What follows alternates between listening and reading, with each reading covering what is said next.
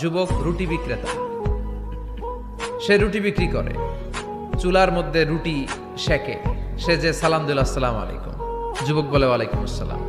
আহমদ ইবনে হাম্বল বলে, যুবক আমার যাওয়ার জায়গা নেই, সফরে বেরিয়েছি, খুব শীতে কষ্ট পাচ্ছি, রাতে যদি তোমার এই চুলা থেকে একটু আগুন পোহাই কোনো সমস্যা?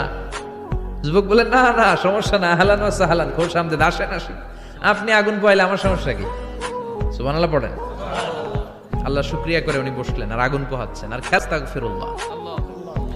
রুটির দলা বানায় পড়ে আস্তাগফিরুল্লাহ, খামির বানায় আর পড়ে আস্তাগফিরুল্লাহ, রুটি নিয়ে উনুনের ভিতরে চুলার ভিতরে সেকা দেয় আর পড়ে আস্তাগফিরুল্লাহ, দোকানদারের কাছে কেউ আসলেই সে রুটি দেয় আর পড়ে আস্তাগফিরুল্লাহ, ক্রেতার কাছ থেকে টাকা নিয়ে ক্যাশ বক্সে রাখে আর কি পড়ে, আবার রুটি বানানো শুরু করে আর কি পড়ে, খালি এইটাই পড়তেছে। ইমাম আহমদ ইবনে হাম্বল তো অবাক, কিরে এটা আবার কেমন যুবক, খালি আস্তাগফিরুল্লাহ। উনি প্রশ্ন করলেন, যুবক ঘটনা কি? আসার পর থেকেই তোমার দেখতেছি তুমি রুটি বানাও, রুটি বিক্রি করো আর পড়ো আস্তাগফিরুল্লাহ, মালাকা ইয়া শাবাব। যুবক বলে, আস্তাগফিরুল্লাহ আমার সবচেয়ে বেশি পছন্দের আমল, আমি সব সময় আঠার মতো ইস্তেগফারের সাথে লেগে থাকি আর সব সময় পড়তে থাকি আস্তাগফিরুল্লাহ, আর এর বদৌলতে আল্লাহ আমারে মুস্তাজাবুদ দাওয়া বানিয়ে দিয়েছে। আহমদ ইবনে হাম্বল তো অবাক, আনতা মুস্তাজাবুদ দাওয়া,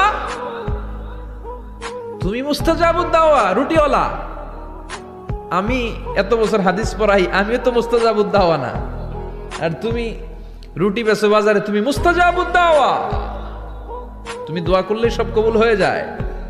যুবক বলে, না আনা মুস্তাজাবুদ দাওয়া, আমি আমার জীবনে যত দোয়া করেছি কবুল করে নিয়েছে কে? সব দোয়া কবুল করে নিয়েছে আল্লাহ, একটা দোয়া ছাড়া।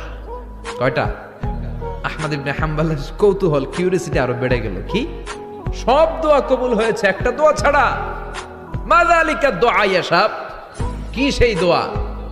যুবক এবার বলতে শুরু করলো, আমার জীবনে যে দোয়াটা আল্লাহ কবুল করে নাই সেটা হচ্ছে, আমি আল্লাহর কাছে অনেক চেয়েছি, অনেক দোয়া করেছি, যে আল্লাহ শুনেছি এই জামানার সবচেয়ে বড় মুহাদ্দিস, তার নাম নাকি ইমাম আহমদ ইবনে হাম্বল, আল্লাহ তোমার কাছে আমার চাওয়া, আমি যেন এই ইমাম আহমদ ইবনে হাম্বলের দেখে মরতে পারি, আমি যেন ইমাম আহমদ ইবনে হাম্বলের হাতে হাত রেখে মুসাফা করতে পারি আর তার কপালে একটা চুমু এঁকে দিতে পারি।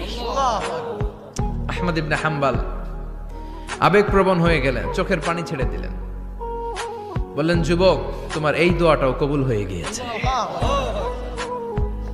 আহমদ ইবনে হাম্বলের দেখা আর সাক্ষাৎ পাওয়ার জন্য আহমদ ইবনে হাম্বলের বাড়িতে তোমার যাওয়ার দরকার নাই, আহমদ ইবনে হাম্বল তোমার দরবারে ছুটে এসেছে। আনা আহমদ ইবনে হাম্বল মুহাদ্দিসুদ দাহর, আমি নিজেই আহমদ ইবনে হাম্বল।